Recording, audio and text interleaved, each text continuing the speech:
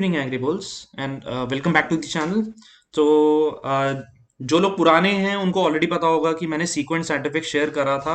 और मैं weekly basis पे कोशिश करता हूँ कि मैं कुछ ऐसे मिड कैप्स लेकर के आते रहूँ जो बिल्कुल ब्रेकआउट पॉइंट पे खड़े हैं या अपने बड़े मूव की तैयारी कर रहे हैं। तो उसमें से एक ऐसा स्टॉक था सीक्वेंट साइंटिफिक, जो मैंने आई थिंक 168 170 के आसपास शेयर करा था। Now it is at 205। और मैंने targets, stop loss, time frame, काफी सारी चीजें उसमें शेयर करी थी। ठीक है। सो एक और स्टॉक जो मेरे रडार पे है, अभी मैं वेट कर रहा हूँ कि पहले मेरे को एक टेक्निकली कंफर्मेशन मिल जाए उस पे। जब वो ब्रेकआउट पॉइंट पर है वहां से एक बार ब्रेकआउट के लेवल पर एटलीस्ट आए तभी वहां पे शेयर करके फायदा है, बिकॉज कंसोलिडेशन में ले लेंगे तो आई थिंक उसका कोई यूज नहीं होगा। ठीक है। So will wait for the right numbers, right levels, then उसके बाद मैं शेयर करूंगा। सिर्फ सीक्वेंट, उसके अलावा मैं काफी सारे स्टॉक्स ऐसे ही शेयर कर चुका हूँ, बीट Confidence Petro, shall be. So intraday के बारे में, इंट्राडे में मैंने कल कल की सीरीज में जो मैंने शेयर करा था वो था गोदरेज कंज्यूमर। गोदरेज कंज्यूमर मैंने बताया था कि 772 पे इसका ब्रेकआउट हुआ है शॉर्ट टर्म टाइम फ्रेम में। लंबे टाइम फ्रेम वाला मैं वीकली टाइम फ्रेम का इसको ऑलरेडी डिस्कस चुका हूँ। और किसी ने अगर वो वीडियो नहीं देखा तो जाकर के पहले वो वीडियो देखो, ताकि आपको क्लैरिटी मिल जाए कि किस लेवल से वो ब्रेकआउट दे रहा है और इसके लंबे टाइम में क्या टारगेट्स हैं। बट कल की इंट्राडे सीरीज में मैंने गोदरेज सीपी डाला था, जो मैंने बताया था कि 772 पे ब्रेकआउट दे चुका है। और अल्ट्रा शॉर्ट टर्म का जो इसका स्टॉप लॉस रहेगा वो 760 के नीचे रहेगा, वहां नीचे क्लोज होता है तो फिर एग्जिट ले लेना चाहिए। ठीक है। फर्दर अपसाइड अभी वो जाके बिल्कुल रेजिस्टेंस पे 786 का जो एक लेवल मैंने क्लियर करा था वहां पे क्लोज हुआ है। फर्दर क्या मूव इसमें आएगी वो पुरानी वीडियोस अगर आप देखोगे तो शायद क्लैरिटी मिल जाएगी। ठीक है। आईसीआईसीआई बैंक, आईसीआईसीआई बैंक भी अगेन ब्रेकआउट पॉइंट पर था। ठीक है। ब्रेकआउट उसने दिया ऊपर की तरफ। आईसीआईसीआई बैंक में पहले भी डिस्कस कर चुका हूं, इसलिए ये पुरानी चीजें बनी हुई हैं ऑलरेडी इसमें। तो वहां से ब्रेकआउट देने के बाद आज वो कंसोलिडेशन जोन में रहा और एक रेंज में घूमता रहा। ठीक है। कैनरा बैंक, कैनरा बैंक मैंने बताया था कि एक पोल एंड फ्लैग टाइप का पैटर्न बन रहा है। और प्रॉब्ली चांसेस हैं कि आपका जो राइट लेवल एंट्री का रहेगा वो जो उस पर्टिकुलर पॉइंट को अगर वो रीटेस्ट करने आता है 142 ऑड लेवल्स पे, तो वो बिल्कुल राइट टाइम रहेगा। एग्जिट पॉइंट्स मैं क्लियर कर चुका हूँ। आप पुरानी वीडियो देख सकते हो, आई थिंक उसके ऊपर ज्यादा क्लैरिटी मिल जाएगी। कमिंग स्टॉक्स कल के लिए मेरे रडार पे क्या हैं? So these are my personal picks, मेरे पर्सनल रडार पे रहेंगे। हो सकता है कि मैं इसमें ट्रेड करूं, हो सकता है कि मैं मिस कर दूं, अगर वो लेवल ना आए तो मैं उसमें ट्रेड ना करूं। ठीक है। तो अगर आप इस चीज को, अगर आप अगर इन लेवल्स को यूटिलाइज करते हो तो do keep strict stop losses, supports, जो भी मैं एटलीस्ट जो चीजें बता रहा हूं उसको स्ट्रिक्टली फॉलो करोगे तो आई थिंक वो ज्यादा बेटर रहेगा। सो नेक्स्ट मेरी वॉच लिस्ट पे क्या रहेगा? मैंने वॉच लिस्ट ऑलरेडी बना के रखी हुई थी। So first stock on my radar would be Cadila. ठीक है। कडिला आज अगर हम देखते हैं तो इसने अराउंड 492 पे इसने ब्रेकआउट दिया और इसकी एक्चुअल जो क्लोजिंग हुई है जाके वो 4504 पर हुई है। ठीक है।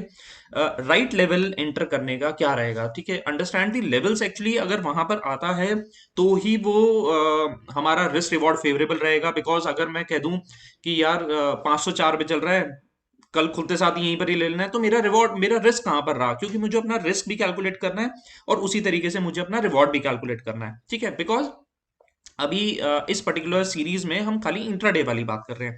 बिकॉज अगर लेट से हम पोजिशनल वाली सीरीज में आते हैं जिसमें जो स्टॉक्स हैं वो लंबे टाइम के लिए, जिसमें हम डिस्कस कर रहे हैं, वहां पर एक पोर्शन आता है कि ठीक है इस रेंज के बीच में ले लेंगे तो जो मतलब हमें पोजिशनली एंटर करना है किसी स्टॉक में तो एक रेंज में बाइंग की जा सकती है।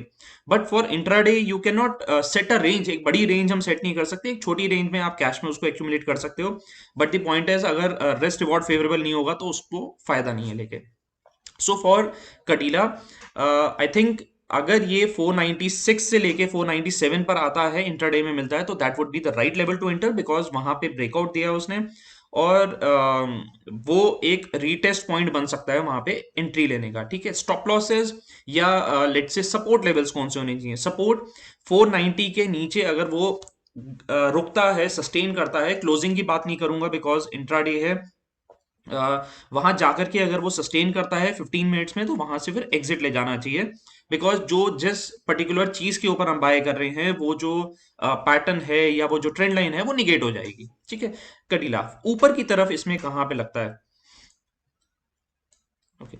सो फर्दर ऊपर के लेवल्स क्या रहेंगे इसमें, अगर ये 490 का लेवल बचा जाता है और अपसाइड मिलती है, तो फर्दर अपसाइड मुझे एक्सपेक्टेड है कि 515, ठीक है, और उसके ऊपर अगर 515 का लेवल तोड़ता है, वहां के ऊपर जाके सस्टेन होता है, तो 524। सो प्रैक्टिकली जो मेरा रिस्क रिवॉर्ड है वो बहुत ज्यादा फेवरेबल है। अगर वो 497 पे मिल जाता है, तो यानी मैं 7 से 8 रुपए का नुकसान करने को तैयार हूं।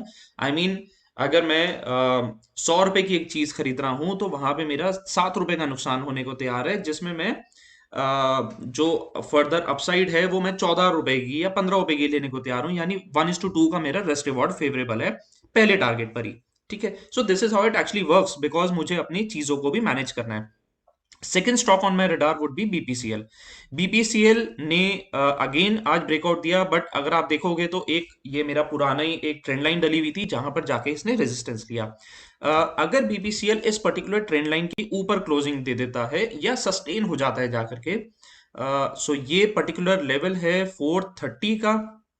ठीक है, 430 के ऊपर जाके अगर ये सस्टेन होता है, तो आई फील 436 और 440 ये दो लेवल्स रहेंगे जो आपको रडार पे रखने चाहिए, चाहे रेजिस्टेंस जोन पे, चाहे प्रॉफिट बुकिंग जोन पे। एग्जिट पॉइंट्स क्या होगा, एग्जिट पॉइंट बेसिकली अगर ये 420 के नीचे अगर ये क्लोजिंग दे देता है, तो वो बेसिकली एक एग्जिट पॉइंट रहेगा, उसके नीचे वहां से निकल जानी चाहिए फॉर अल्ट्रा शॉर्ट टर्म। किसी ने शॉर्ट टर्म में अगर इसको ट्रेड करना है, तो वो एक स्ट्रॉन्ग जोन है जहां पे उसको एग्जिट ले लेना चाहिए। ठीक है, एंट्री लेवल्स जो हैं वो बेसिकली 421 से लेकर के 425 के बीच में would be the right entry levels. Strong confirmation जो है वो 430 के ऊपर मिलता है। ठीक है, still my risk reward would be again favourable.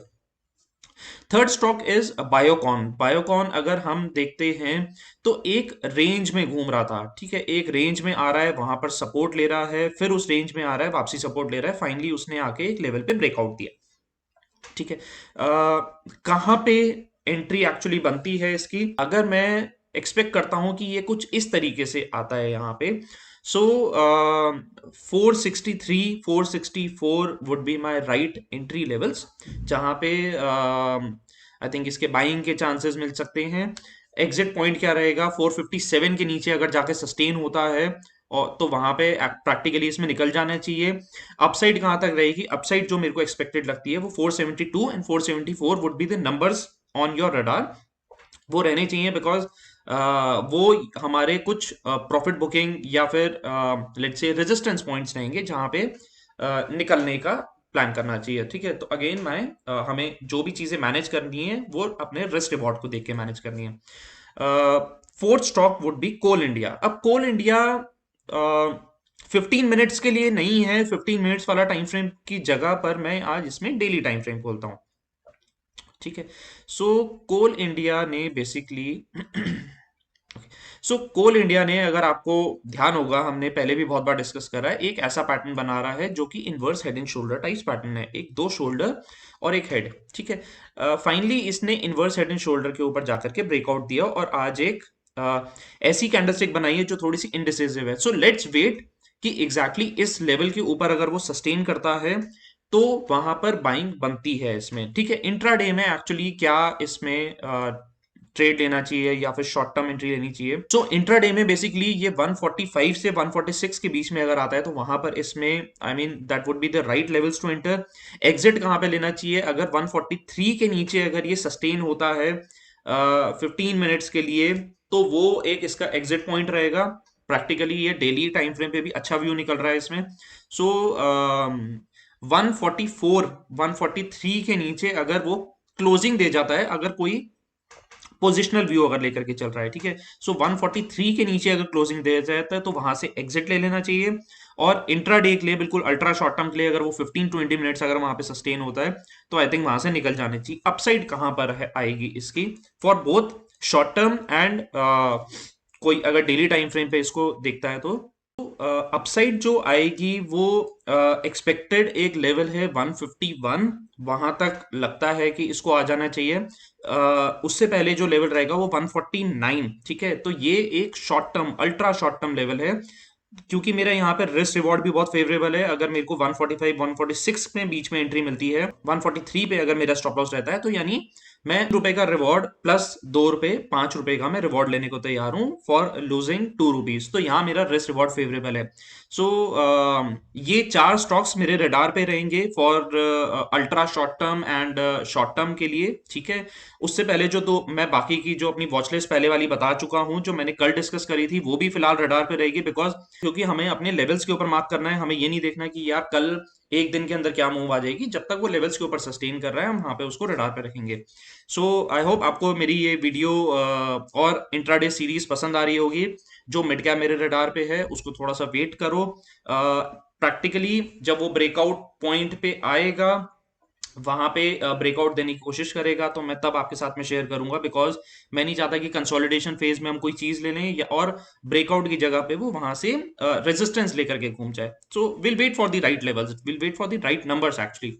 So thank you so much for watching the video, and don't forget to hit the subscribe and like button, because जो भी आप likes करते रहोगे वहीं से मेरे को motivation मिलता रहेगा। Thank you so much, good luck।